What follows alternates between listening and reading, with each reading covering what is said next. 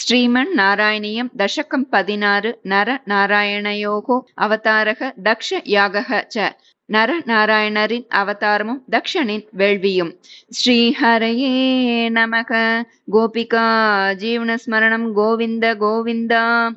दक्षो विरिञ्च तनयोतमनोस्तनूजां लब्ध्वा प्रसूतिमिह षोडश चापकन्याः धर्मे त्रयोदश ददौ पितृषु स्वदां च स्वाहां कविर्भुजि सतीं गिरिशे त्वदंशे मूर्तिर्हि धर्मगृहिणी सुशुभे भवन्तं नारायणं नरसकं महितानुभावं यज्जन्मनि प्रमुदिता कृततूर्यघोषाः पुष्पोत्करान् प्रववृषुर्नुनुवुः सुरौघाः दैत्यं सहस्रकवचं कवचैः परीतं सहस्रवत्सरतपः समराभिलव्यैः पर्याय निर्मिततपः समरौ भवन्तौ शिष्टैककङ्कटममुं न्यखतां सलीलम् अन्वाचरन् उपदिशन्नपि मोक्षधर्मं त्वं भ्रातृमान् बदरिकाश्रममध्यवात्सीः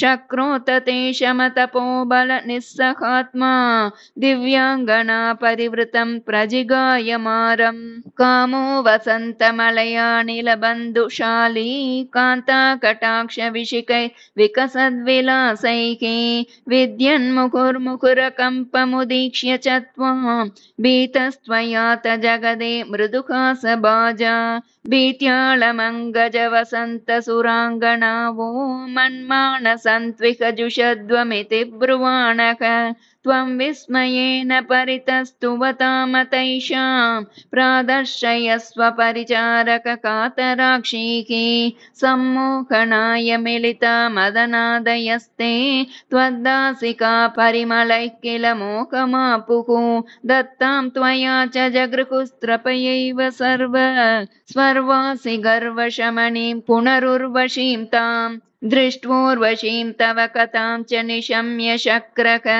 पर्याकुलो जनिभवन् महिमावमर्षात् एवं प्रशान्तरमणीयतरावतारात् त्वत्तोदिको वरद कृष्णतनुस्त्वमेव दक्षस्तु धातुरतिलालनया रजोन्दो नात्यादृतस्त्वयि च कष्टमशान्तिरासीत् येन व्यरुन्धस भवत्तनुमेव शर्वं यज्ञे च वैरपिशुने स्वसुतां व्यमानेत् क्रुद्धेशमर्दितमकः स तु कृत्तशीर्षः देवप्रसादितहरादत लब्धजीवः त्वत्पूरितक्रतुवरः पुनरापशान्तिं सत्वं प्रशान्तिकर पाहि मरुत्पुरेश. श्रीहरये नमः. गोपिका जीवनस्मरणं गोविन्द गोविन्द.